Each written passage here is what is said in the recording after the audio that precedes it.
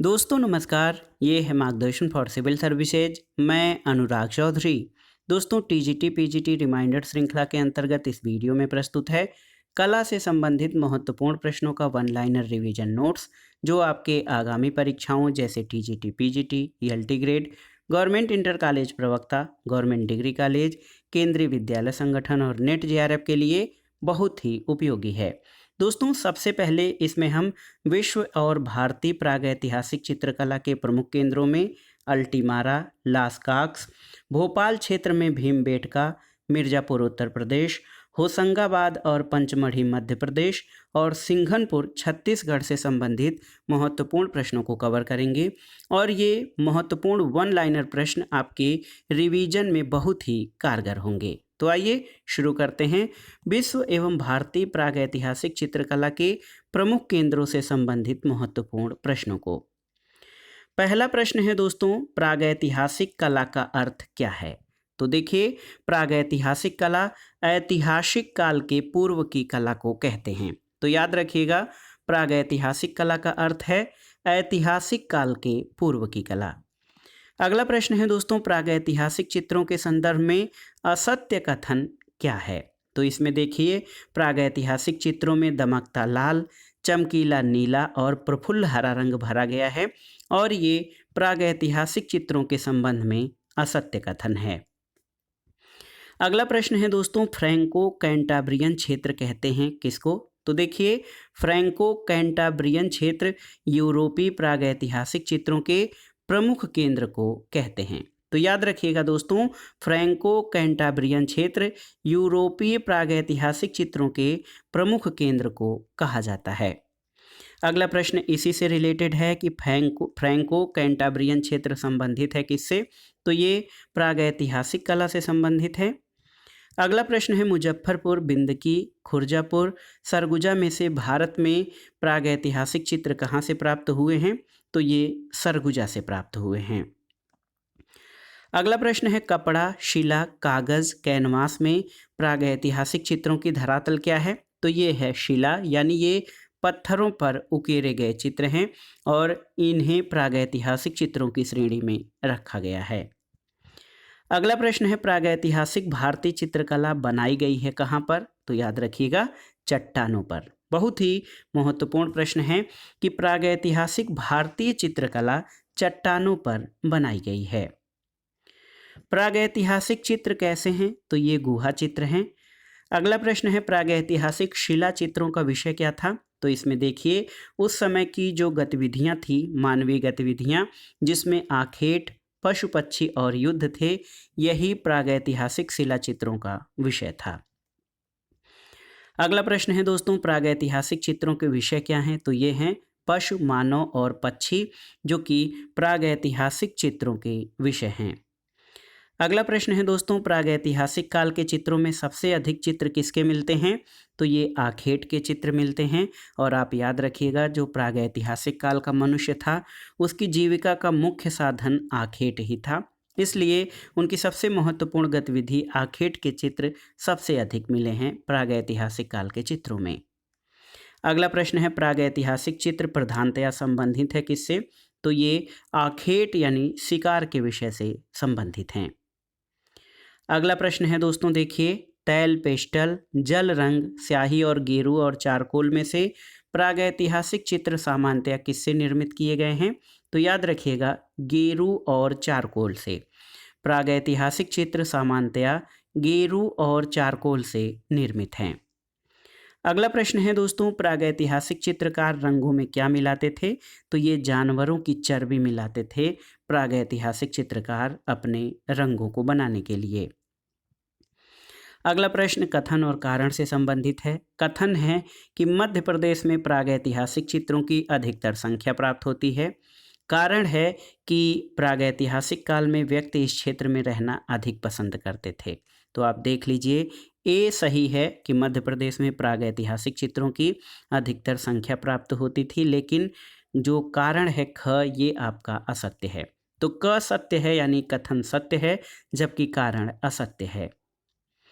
अगला प्रश्न है दोस्तों, यूरोपीय प्रागैतिहासिक चित्रों के प्रमुख केंद्र कहाँ पर हैं? तो याद रखिएगा उत्तरी स्पेन और दक्षिणी फ्रांस में।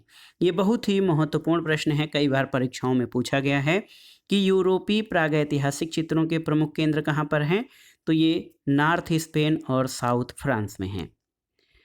अगला प्रश्न है दजला फरात नदियों के दोआब से पनपी सभ्यता कौन सी है, तो ये है मेसोपोटामिया की सभ्यता। तो ये देखिए मेसोपोटामियन सभ्यता जो है वो दजला फरात नदियों के दोआब में पनपी हुई सभ्यता है। मेसोपोटामिया की सभ्यता कहाँ की है, तो ये इराक की सभ्यता है। सिलिंडर सील का संबंध किससे है, ये मेसोपोटामिया की कला से संबंधित है, सिलिंडर सील। अगला प्रश्न है दोस्तों, आप देखिए नील नदी की घाटी में पनपी सभ्यता कौन सी है, तो आप जानते हैं मिस्र की सभ्यता नील नदी की घाटी में पनपी है और मिस्र को नील नदी का वरदान कहा जाता है। अगला प्रश्न है तुतनखामेन का संबंध रहा है किससे, तो ये मिस्र से रहा है। अगला प्रश्न है महारानी नेफेरतिती का संबंध कहाँ से है, तो ये न्यू किंगडम से संबंधित हैं महारानी नेफेरतिती। अगला प्रश्न है दोस्तों सुमेरियन सभ्यता विकसित हुई है कहाँ पर, तो सिंधु नदी के तट पर विकसित हुई है सुमेरियन सभ्यता। अगला प्रश्न है अमरत्व की कला को क्या कहते हैं, तो मिस्र प्राचीन कला जो है ये अमरत्व की कला है। स्टोनहेंज कहाँ पर अवस्थित है, तो याद रखिएगा स्टोनहेंज ब्रिटेन में स्थित है। अगला प्रश्न है दोस्तों दुशाला ओढ़े योगी की मूर्ति कहाँ से प्राप्त हुई है, तो ये जो है मोहनजोदड़ो जो कि हड़प्पा सभ्यता या सिंधु घाटी सभ्यता का महत्वपूर्ण केंद्र था, मोहनजोदड़ो की खुदाई से जो है महत्वपूर्ण कलाकृति दुशाला ओढ़े योगी की मूर्ति प्राप्त हुई है। अगला प्रश्न है दोस्तों हड़प्पा से प्राप्त पुरुष धड़ बना है किससे, तो ये लाल चूना पत्थर का बना हुआ है। पशु आकृति युक्त मोहरें कहाँ से पाई गई हैं, तो याद रखिएगा मोहनजोदड़ो से पशु आकृति युक्त मोहरें पाई गई हैं। अगला प्रश्न है दोस्तों देखिए ऑप्शन है आपके आदिकालीन सभ्यता, सिंधु घाटी सभ्यता, वैदिक संस्कृति में से मोहरें कहाँ पाई गई हैं, तो सिंधु घाटी सभ्यता में मोहरें पाई गई हैं। अगला प्रश्न है मोहनजोदड़ो और हड़प्पा में पाई गई शीलें बनाई गई हैं किससे, तो टेराकोटा माध्यम से, और पकी मिट्टी के जो कलाकृतियां हैं या पकी मिट्टी के जो सामान है मिट्टी को पकाकर बनाए जाते थे उनको टेराकोटा कहा जाता है। और मोहनजोदड़ो और हड़प्पा में पाई गई सीलें जो हैं मोहरें ये टेराकोटा से बनाई गई हैं। अगला प्रश्न है दोस्तों मिट्टी, सीमेंट, लकड़ी और चमड़े में से सिंधु घाटी से प्राप्त मोहरें किसकी बनी हुई हैं, तो ये मिट्टी की बनी हुई हैं।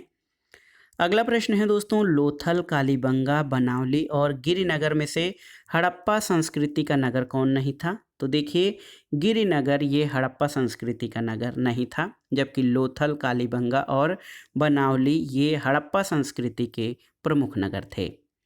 हड़प्पा का संबंध किससे है, तो इंडस वैली या सिंधु घाटी से है हड़प्पा का संबंध। अगला प्रश्न है पुरातात्विक महत्व का स्थल लोथल कहाँ पर है, तो ये गुजरात में स्थित है। अगला प्रश्न है लोथल कहाँ पर है, तो ये गुजरात भारत में है। अगला प्रश्न है दोस्तों हड़प्पा सभ्यता के स्थल लोथल और धौलावीरा कहाँ पर स्थित हैं, तो ये भारत में स्थित हैं।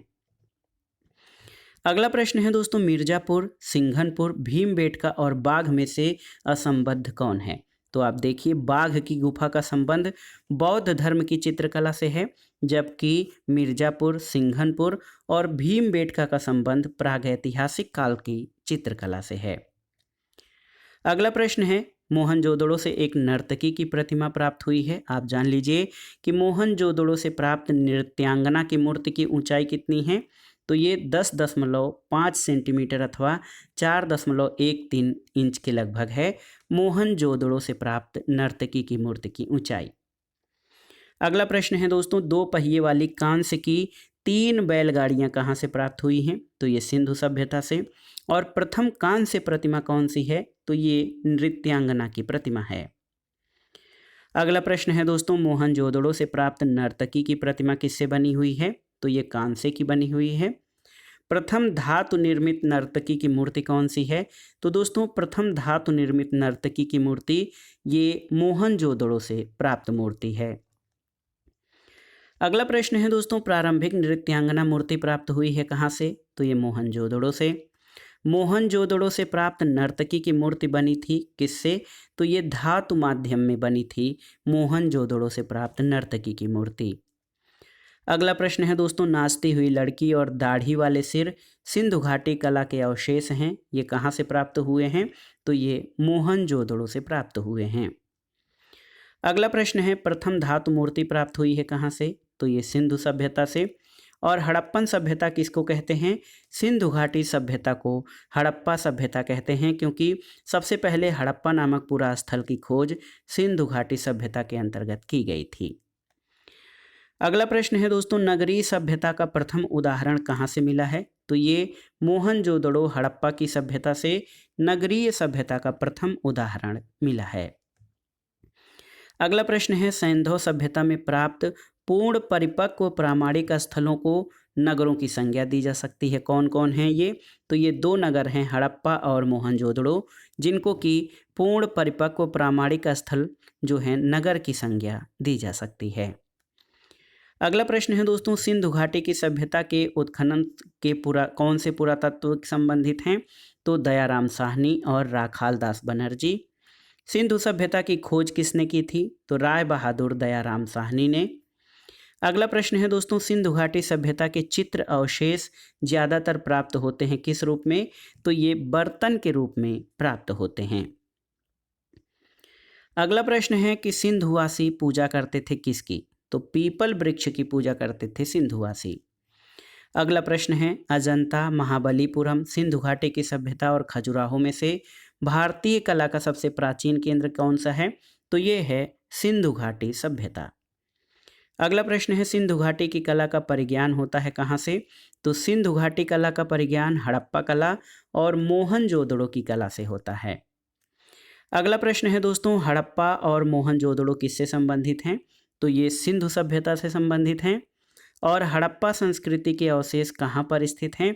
तो ये भारत, पाकिस्तान और अफगानिस्तान में स्थित हैं। अगला प्रश्न है दोस्तों, मोहनजोदड़ो और हड़प्पा सभ्यताएं कहाँ पर हैं? तो ये पाकिस्तान में स्थित हैं। अगला प्रश्न है, मोहनजोदड़ो और हड़प्पा सभ्यताएं कहाँ पर हैं? तो ये पाकिस्तान में हैं। सिंधु घाटी सभ्यता की अवधि कितनी है? तो देखिए 3300 से 1300 ईसा पूर्व सिंधु घाटी सभ्यता की अवधि है। अगला प्रश्न है दोस्तों, पाषाण शिल्प, भित्ति चित्र, ताम्र मोहर और टेराकोटा शिल्प में से बैल की प्रसिद्ध आकृति मोहनजोदड़ो में मिली है किस रूप में? तो ये टेराकोटा शिल्प के रूप में मिली है। अगला प्रश्न है, कागज, दीवार, कपड़े और पात्रों को में से सिंधु घाटी के चित्रांकन के उदाहरण कहाँ मिलते हैं? तो पात्रों यानी बर्तनों पर सिंधु घाटी से चित्रांकन के उदाहरण मिलते हैं। अगला प्रश्न है, मोहनजोदड़ो की नर्तकी तकनीक में कास्ट की गई है किस तकनीक में? तो ये ढोकरा कास्टिंग। बहुत ही महत्वपूर्ण प्रश्न है दोस्तों, मोहनजोदड़ो की नर्तकी जो है ये ढोकरा कास्टिंग तकनीक में कास्ट की गई है। अगला प्रश्न है कि मोहनजोदड़ो से प्राप्त दाढ़ी वाला आदमी और तांबे की नर्तकी संग्रहित है कहाँ पर? तो ये राष्ट्रीय संग्रहालय दिल्ली में है। नाव को टिकरे पर उल्लिखित चित्र प्राप्त हुआ है कहाँ से? मोहनजोदड़ो से। अगला प्रश्न है, मोहनजोदड़ो से प्राप्त मातृका देवी की मूर्ति का माध्यम क्या है? तो ये टेराकोटा है। अगला प्रश्न है दोस्तों, सैंधव सभ्यता का प्रसिद्ध स्नानागार कहाँ से मिला है? तो ये महत्वपूर्ण इमारत थी जो कि मोहनजोदड़ो से प्राप्त हुई है। यहाँ पर देखिए, सार्वजनिक स्नानागार, पकी हुई मिट्टी का उपयोग, बौद्ध मंदिर और डाक यार्ड यानी नौका घाट में से हड़प्पा सभ्यता का हिस्सा क्या नहीं है? तो हड़प्पा सभ्यता का हिस्सा बौद्ध मंदिर नहीं है। हड़प्पा सभ्यता बौद्ध काल से बहुत पुरानी सभ्यता है। अगला प्रश्न है, हड़प्पा सभ्यता प्रसिद्ध है किसके लिए? तो ईंटों के प्रयोग के लिए, पकी ईंटों का प्रयोग किया गया था। और सिंधु घाटी सभ्यता के भवन निर्माण में प्रयुक्त की गई सामग्री क्या थी? तो ये था पकाई हुई ईंटों का प्रयोग। अगला प्रश्न है, ईंटों से निर्मित विशाल स्नानागार पाया गया है कहाँ पर? मोहनजोदड़ो में। अधिकांश प्रागैतिहासिक चित्र कहाँ से मिलते हैं? तो ये गुफाओं या गुहा चित्रों के रूप में मिलते हैं। अगला प्रश्न है दोस्तों, दक्षिण भारत का केंद्र प्रागैतिहासिक चित्रों के लिए मशहूर है, ये है कर्नाटक का बेलारी। अगला प्रश्न है, बिल्ला सरगम गुफा स्थित है कहाँ पर? तो ये आंध्र प्रदेश के कुरनूल जिले में है, याद रखिएगा, बिल्ला सरगम गुफा। अगला प्रश्न है मोहनजोदड़ो स्नानागार के पूर्व दिशा में स्थित स्तूप का निर्माण किया गया था किस समय? तो ये कुषाण काल में। भारत में मध्य पाषाण काल कब से माना जाता है?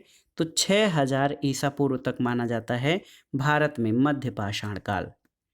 अगला प्रश्न है नवपाषाण युग में लोगों ने मूलभूत प्रौद्योगिकी परिवर्तन किया था किसे अपनाकर? तो नवपाषाण काल में सबसे महत्वपूर्ण जो परिवर्तन था वो कृषि अपनाकर लोगों ने मूलभूत प्रौद्योगिकी परिवर्तन किया था। अगला प्रश्न है तरासे गए चमकीले पत्थरों के औजारों का प्रयोग किस काल में किया गया था? तो नवपाषाण काल में। और मिट्टी के बर्तनों का आविष्कार किस काल में हुआ था? तो याद रखिएगा नवपाषाण काल में। और वैश्विक स्तर पर मध्य पाषाण काल में, लेकिन भारत के संदर्भ में ये नवपाषाण काल में मिट्टी के बर्तनों का आविष्कार हुआ था। अगला प्रश्न है चाक का महत्वपूर्ण आविष्कार हुआ था कब? तो ये नवपाषाण काल में। और नवपाषाण युग में मानव कहाँ रहता था? तो मानव नवपाषाण युग में बस्तियों में निवास करता था। अगला प्रश्न है दोस्तों सिगरिया गुफा के चित्र मिलते जुलते हैं कहाँ से? अजंता की चित्रकारी से। सिगरिया की गुफा किससे संबंधित है? तो ये राजा कश्यप से संबंधित है। सिगरिया गुफा में कुल स्त्रियों के कितने चित्र अंकित हैं? तो याद रखिएगा कुल 21 चित्र अंकित हैं सिगरिया गुफा में स्त्रियों के। सिगरिया कहाँ पर है? तो ये श्रीलंका में स्थित है। अगला प्रश्न है दोस्तों भारतीय चित्रकला के प्राचीन केंद्र हैं कहाँ पर? तो ये महाराष्ट्र में है। मानव मुख के साथ पंख धारण किए सांड कहाँ पाया गया है? तो ये असीरिया कला में पाया गया है। अगला प्रश्न है अरिग्नेशियन और मैग्डेलियन शब्दावली प्रयुक्त होती है ये पूर्व ऐतिहासिक कला के संबंध में। अगला प्रश्न है दोस्तों पूर्व ऐतिहासिक गुफा चित्रकारी के वर्णन के संबंध में सही क्या नहीं है? एनिमिस्टिक जो है ये पूर्व ऐतिहासिक गुफा चित्रकारी के वर्णन के संदर्भ में सही नहीं है। अगला प्रश्न महत्वपूर्ण है बादामी गुफाएं कहाँ पर हैं? तो ये पश्चिमी घाट पर्वत श्रेणी में हैं। बादामी गुफा मंदिर कहाँ पर है? कर्नाटक राज्य में स्थित है। और बादामी की खोज का श्रेय किसे प्राप्त है? तो ये स्टेला क्रैमरिश को प्राप्त है बादामी गुफाओं की खोज का श्रेय। अगला प्रश्न है बादामी गुफा का रंगीन चित्र प्रस्तुत हुआ है कब? वर्ष 1938 में। और आप देख लीजिए बादामी गुफा चित्रों की प्रतिकृतियां ललित कला अकादमी के निमंत्रण पर किसने बनाए हैं? तो जे.एम. अहिवासी। याद रखिएगा जे.एम. अहिवासी ने बादामी गुफा चित्रों की प्रतिकृतियां बनाई हैं। अगला प्रश्न है दोस्तों शिव विवाह से संबंधित दृश्य का गुफा चित्र प्राप्त हुआ है कहाँ से? तो बादामी गुफा में। और बादामी गुफा संख्या 1 की छवियां किससे संबंधित हैं? तो ये नटराज के रूप में भगवान शिव से संबंधित हैं बादामी गुफा संख्या 1 के चित्र। अगला प्रश्न है बादामी की गुफाएं प्रतिनिधित्व करती हैं किसका? तो ये चालुक्य शैली का। चालुक्य वंश की राजधानी कहाँ पर थी? चालुक्य वंश की राजधानी बादामी थी। बादामी गुफा संख्या 4 की छवियां हैं किसकी? तो आदिनाथ जैन तीर्थंकर की छवियां हैं बादामी गुफा संख्या 4 में। अगला प्रश्न है दोस्तों देखिए बादामी गुफाओं को विकसित किया गया है चालुक्यों के तहत। चित्रित शैलाश्रय लखुडियार स्थित है। लखुडियार कहाँ पर है? तो दोस्तों लखुडियार उत्तराखंड में है। यूनान की कलाकृति रथवाहक बनाई गई थी कब? 470 ईसा पूर्व में। और पार्थेनन कहाँ पर स्थित है? दोस्तों याद रखिएगा पार्थेनन जो है ये एथेंस यूनान में है। अगला प्रश्न है सौंदर्य की देवी वीनस का यूनानी रूप क्या है? तो एफ्रोडाइटी। याद रखिएगा एफ्रोडाइटी ये सौंदर्य की देवी वीनस का यूनानी रूप है। अगला प्रश्न है दोस्तों इतिहास में सिकंदर के समय की कला को किस रूप में जाना जाता है? तो ये हेलेनिस्टिक कला के रूप में जाना जाता है सिकंदर के समय की कला। अगला प्रश्न है दोस्तों मरड़ासन गाल या डाइंग गाल का संबंध किससे है? हेलेनिस्टिक कला से है। और यूरोप के प्राचीन प्रस्तर युग का समय कब है? तो ये 30,000 वर्ष पूर्व है यूरोप के प्राचीन प्रस्तर युग का समय। अगला प्रश्न है प्रागैतिहासिक कालीन अधिकांश चित्र मिले हैं कब किस काल में? तो ये नवपाषाण काल में मिले हैं प्रागैतिहासिक कालीन अधिकांश चित्र। अगला प्रश्न है उत्तर पाषाण काल की चित्रकला के प्रमुख उदाहरण कहाँ से मिलते हैं? तो ये देखिए बेलारी से, सिंघनपुर से और मिर्ज़ापुर में उत्तर पाषाण काल की चित्रकला के प्रमुख उदाहरण मिलते हैं। अगला प्रश्न है, प्रागैतिहासिक काल में बने हाथी के चित्र जिसके शरीर पर पान की आकृति बनी है, ये कहाँ पर है? तो ये पिंडाल गुफा में स्थित है। अगला प्रश्न है दोस्तों, आदिकाल की चित्रकला मानी जाती है, तो ये 30,000 ईसा पूर्व से 50 ईस्वी तक मानी जाती है आदिकाल की चित्रकारी। और काली आकृति वाली शैली के चित्र बने हैं कहाँ पर? तो ये यूनान में बने हैं काली आकृति वाले शैली के चित्र। अगला प्रश्न है दोस्तों, उत्तर काशी की हुडली गुफा के शैल चित्र में प्रयोग किया गया है किस रंग का? तो ये नीले रंग का। और सप्त मातृका किससे संबंधित है? तो ये मातृदेवियों से संबंधित है सप्त मातृका। लोथल और कालीबंगा दोनों दोस्तों आप जान लीजिए कि ये हड़प्पा कालीन स्थल हैं। लोथल किसके लिए प्रसिद्ध है? तो हड़प्पा कालीन बंदरगाह के रूप में प्रसिद्ध है लोथल, और यहाँ से विशाल गोदीवाड़ा के साक्ष्य मिला है। विपरीत कालानुक्रम में गुफाएं क्या हैं? तो ये देखिए बाघ, भाजा, लोमश ऋषि और भीमबेटका, ये विपरीत कालानुक्रम में गुफाएं हैं। अगला प्रश्न देख सकते हैं आप, कथन और कारण से है। कथन है कि सिंधु सभ्यता को प्रोटो शिवशील शिव प्रतिमा की पुरोगामी मानी जाती है, सही है। और कारण है, तर्क है कि ये तथ्य सिंधु घाटी की लिपि से प्राप्त सूचना से ज्ञात है, तो ये सही नहीं है क्योंकि सिंधु घाटी की लिपि अभी पढ़ी नहीं जा सकी है, और कथन एक आपका सही है। अगला प्रश्न पुनः कथन और कारण से संबंधित है। कथन है कि प्राचीन यूनानी मूर्तियां जो है ब्रांज कास्टिंग लास्ट वर्क पद्धति का प्रयोग कर बनाई जाती थी, और तर्क है कि मोम की अनेक विशेषताएं हैं जो मूल स्वरूप के निर्माण की दृष्टि से उपयुक्त है, तो ए और आर दोनों सही हैं। अगला प्रश्न कथन और कारण से है। देखिए, कथन है कि पूर्व पाषाण युग में लोगों ने मिश्र धातु की खोज कर ली थी, बिल्कुल सही है। और पूर्व पाषाण काल में लोगों ने मिश्र धातु की खोज कर ली थी, सही नहीं है।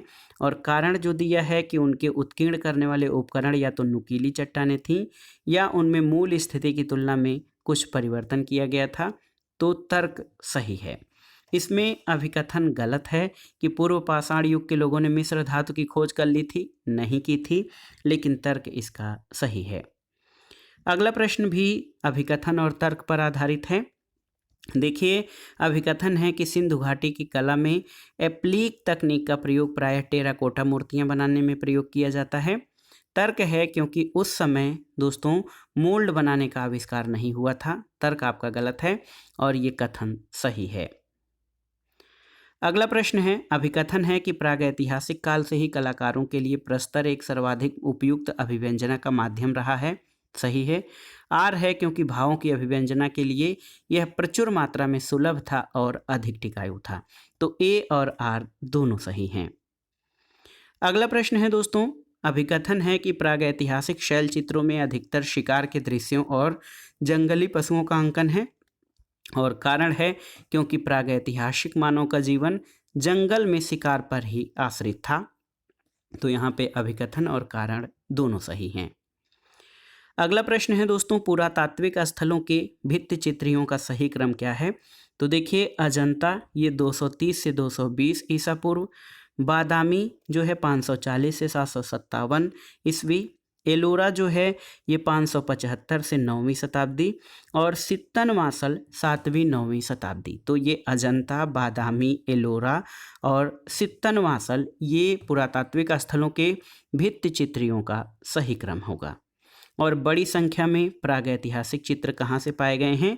तो ये मध्य प्रदेश से पाए गए हैं। अब आइए देखते हैं दोस्तों, अल्टामीरा क्षेत्र जो है स्पेन में स्थित है, यहाँ से संबंधित महत्वपूर्ण प्रश्नों को। अल्टामीरा गुफा कहाँ पर है? तो दोस्तों ये स्पेन में है। देखिए, बैल, हाथी, भालू, जंगली भैंसा में से अल्टामीरा की गुफाओं में अधिक चित्र किसका दिखाई देता है? तो ये जंगली भैंसा का है। अगला प्रश्न है, स्पेन की प्रागैतिहासिक चित्रकला में चित्रित है, तो रेड डियर, मानव और बाइसन ये स्पेन की प्रागैतिहासिक चित्रकला में चित्रित जानवर हैं। अगला प्रश्न है कि सर्वप्रथम अल्टामीरा गुफा में चित्रों की खोज किसने की थी? तो मारिया सातुओला ने की थी। उत्तरी स्पेन में प्रागैतिहासिक गुफा कहाँ पर स्थित है? तो आप जान लीजिए कि स्पेन के उत्तरी भाग में जो है प्रागैतिहासिक गुफा अल्टामीरा स्थित है। अगला प्रश्न है, प्रागैतिहासिक काल के चित्र यूरोप में प्राप्त हुए हैं कहाँ से? तो ये अल्टामीरा से। और अंगुलियों से बनाई गई रेखाएं हैं कहाँ पर? तो ये स्पेन की अल्टामीरा गुफा में। अल्टामीरा के गुफा चित्रों को बनाया गया है कैसे? तो ये प्राकृतिक रंग, जानवरों की चर्बी के मिश्रण और कोयला से अल्टामीरा उत्तरी स्पेन के चित्रों को बनाया गया है। आइए अब देखते हैं लास्काक्स क्षेत्र कागुल से संबंधित महत्वपूर्ण प्रश्नों को। देखिए, वृषभों वाला कक्ष कहाँ पर स्थित है? तो ये लास्काक्स की गुफाओं में है। यूरोप की प्रागैतिहासिक कला का लास्काक्स क्षेत्र कहाँ पर है? तो ये दक्षिणी फ्रांस में है। और लास्काक्स की गुफा की खोज हुई थी कब? 1940 यानी 1940 में। याद रखिएगा, लास्काक्स गुफा की खोज 1940 में हुई थी। और लास्काक्स की गुफाओं में दीर्घकाय पशु आकृतियाँ किसकी हैं? तो ये बाइसन की हैं। अब आते हैं भारत के प्रमुख प्रागैतिहासिक क्षेत्र जो हैं चित्रकला वाले। तो इसमें सबसे पहले हम भोपाल क्षेत्र भीमबेटका से संबंधित प्रश्नों को देखेंगे। विश्व की प्राचीनतम प्रागैतिहासिक चित्रकला का केंद्र कहाँ पर है? तो भीमबेटका में है। प्रागैतिहासिक चित्र भारत में कहाँ पाए गए हैं? तो भीमबेटका या भीमबेटका में। अगला प्रश्न है, सबसे पुरानी ज्ञात कलाकृति क्या है? तो ये है भीमबेटका पेट्रोग्लिप्स। अगला प्रश्न है, 2003 ईस्वी में वर्ल्ड हेरिटेज साइट में घोषित की गई तो भीमबेटका गुफाएं जो हैं 2003 में विश्व विरासत स्थल सूची के अंतर्गत शामिल की गई हैं। अगला प्रश्न है, भीमबेटका की पाषाण गुफाएं स्थित हैं कहाँ पर? तो ये विंध्याचल की पहाड़ियों में। और यहाँ पर देखिए, भीमबेटका नामक पहाड़ी में कितनी गुफाएं प्राप्त हुई हैं? तो 600 गुफाएं प्राप्त हुई हैं। भीमबेटका क्या है? तो ये एक पहाड़ी है। भीमबेटका गुफाएं कहाँ पर हैं? मध्य प्रदेश में स्थित हैं। अगला प्रश्न है दोस्तों, भीमबेटका गुफा के चित्रों की खोज सर्वप्रथम किसने की थी? तो श्री V.S. वाकड़कर ने दोस्तों भीमबेटका गुफा के चित्रों की खोज की थी। भीमबेटका की खोज कब हुई थी? तो 1957 यानी 1957 में। अगला प्रश्न है, भीमबेटका के चित्र कैसे हैं? तो ये प्रागैतिहासिक चित्र हैं कालक्रम की दृष्टि से। भीमबेटका के गुहा चित्रों में सबसे अधिक रंग किसका प्रयोग किया गया है? तो याद रखिएगा, लाल रंग का। भीमबेटका में प्राप्त होने वाले शैल चित्र अधिकतर बने हुए मिले हैं कहाँ पर? दीवार और छत पर। अगला प्रश्न है, भीमबेटका में चित्र प्राप्त हुए हैं किस रूप में? तो ये शैल चित्र प्राप्त हुए हैं भीमबेटका में। भीमबेटका की गुफाएं किस शहर के नज़दीक हैं? तो ये भोपाल के नज़दीक हैं। अगला प्रश्न है, पूरा पाषाण काल के दौरान बने भीमबेटका के चित्र कौन कौन से हैं? तो हाथी, जंगली सांड और बाघ की आकृतियां चित्रित हैं। अगला प्रश्न है, देखिए, भीमबेटका की शिला उत्कीर्ण चित्रकारी की अवधि क्या है? तो ये मेसोलिथिक है। भीमबेटका लखनिया दरी पंचमढ़ी कहाँ पर हैं? तो ये गुफा के लिए प्रसिद्ध हैं। और प्रागैतिहासिक चित्र देखे जा सकते हैं कहाँ पर? याद रखिएगा, पंचमढ़ी, लिखुनिया और भीमबेटका में। प्रागैतिहासिक गुफा मध्य प्रदेश में स्थित नहीं है। तो ये लखनिया दोस्तों, ये मध्य प्रदेश में नहीं बल्कि उत्तर प्रदेश में स्थित है। अब आइए उत्तर प्रदेश के मिर्ज़ापुर से संबंधित जो महत्वपूर्ण प्रश्न हैं उनको देखते हैं। देखिए, प्रागैतिहासिक चित्र उत्तर प्रदेश में कहाँ हैं? ये लखनिया में है। लखनिया के गुफा चित्र किससे संबंधित हैं? तो ये मिर्ज़ापुर क्षेत्र से। प्रागैतिहासिक शिला चित्रों की खोज किसने की थी? दोस्तों याद रखिएगा, आर्चिबाल्ड कार्लाइल ने प्रागैतिहासिक शिला चित्रों की खोज की थी। भारतवर्ष में सर्वप्रथम प्रागैतिहासिक चित्रों की खोज हुई थी कहाँ पर? तो ये मिर्ज़ापुर में हुई थी। और मिर्ज़ापुर की गुफाओं में सर्वाधिक चित्र किस विषय पर बने हुए हैं? आप जान लीजिए, आखेट पर। घोड़मंगर कहाँ पर है? मिर्ज़ापुर में है। घायल सुअर का गुफा चित्र कहाँ पर है? ये मिर्ज़ापुर में है। और भारतीय प्रागैतिहासिक कला केंद्र से गैंडे का आखेट करते हुए शिकारी का चित्र कहाँ से प्राप्त हुआ है? ये हरनिहरन से। और मिर्ज़ापुर के पूर्व ऐतिहासिक चित्रों को में हम देख सकते हैं कौन सी आकृतियाँ? तो घोड़े और हाथी की छवियाँ हम मिर्ज़ापुर के पूर्व ऐतिहासिक चित्रों में देख सकते हैं। अगला प्रश्न है, मिर्ज़ापुर क्षेत्र की भारतीय गुफा चित्र बने हुए हैं कैमूर की पहाड़ियों पर, याद रखिएगा। और मिर्ज़ापुर की गुफाएं ये उत्तर प्रदेश में स्थित हैं। अगला प्रश्न है, उत्तर प्रदेश में प्राप्त प्रागैतिहासिक चित्र कौन है? तो ये मिर्ज़ापुर में है।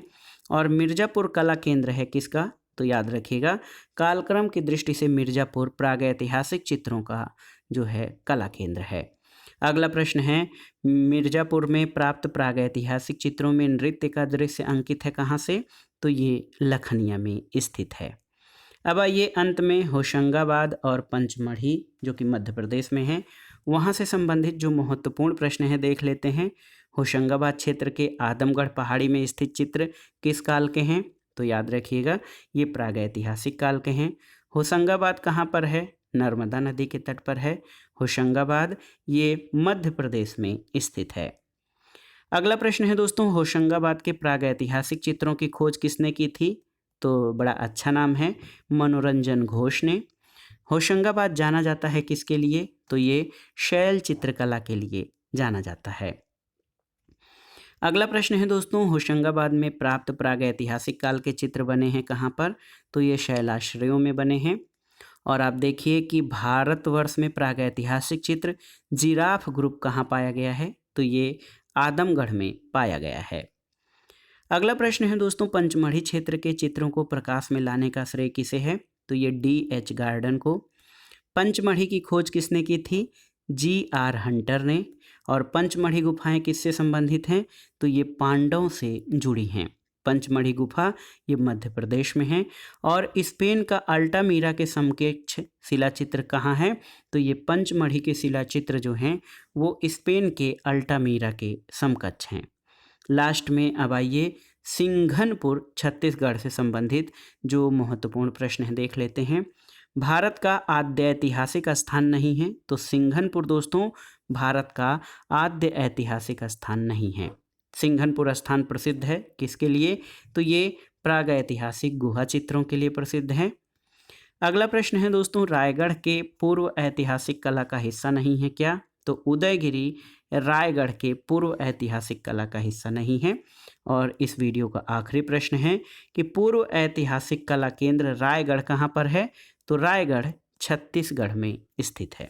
तो दोस्तों ये था TGT PGT रिमाइंडर श्रृंखला के अंतर्गत कला से संबंधित महत्वपूर्ण प्रश्नों का संग्रह, जो आपके क्विक रिवीजन और वन लाइनर रिवीजन फॉर्म में प्रस्तुत किया गया। इसको आप कम समय में ढेर सारे प्रश्नों को दोहरा सकते हैं और परीक्षाओं में अपनी सफलता को सुनिश्चित कर सकते हैं। तो TGT PGT रिमाइंडर श्रृंखला में कला का ये पहला वीडियो था। आपको कैसा लगा हमें कमेंट बॉक्स में ज़रूर बताइएगा। वीडियो को लाइक करें, शेयर करें और इस चैनल मार्गदर्शन फॉर सिविल सर्विसेज को सब्सक्राइब करें। वीडियो देखने के लिए धन्यवाद। नमस्कार।